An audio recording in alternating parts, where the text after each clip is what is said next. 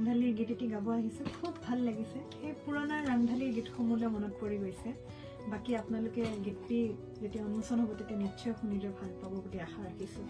চকুৱে মৰম দেখা হলে হিচাপ কৰি দিলো হেতে, হৃদয়খন দেখি পোৱা হলে বুকু ফালি দিলো হেতে।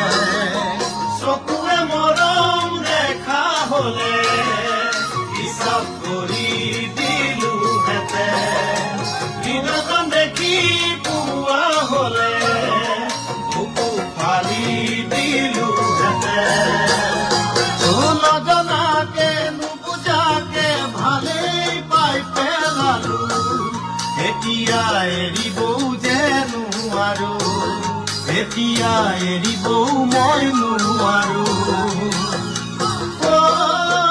ৰাংধালী জিয়া যৌৱন বলিয়া কৰিলা,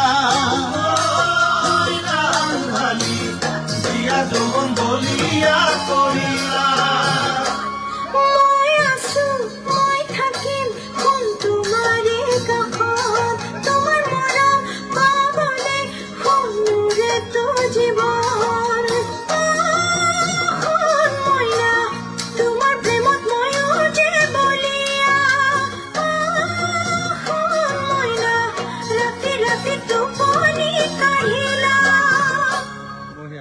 আজি ভিতালী দাসৰ দুহিতা, আমাৰ ভিতালী দাসৰ কন্যা, একমাত্ৰ কন্যা কমলিকা কাশ্যপ আজি আমাৰ ষ্টুডিঅ'ত আছে।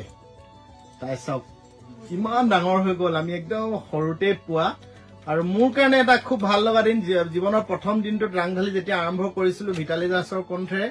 আৰু আজি 2024 বছৰত প্ৰথম গানটো আজি ভিতালী দাসৰ দুহিতা মানে কন্যা কমলিকাৰ কণ্ঠত অসমবাসীয়ে শুনিবলৈ পাব।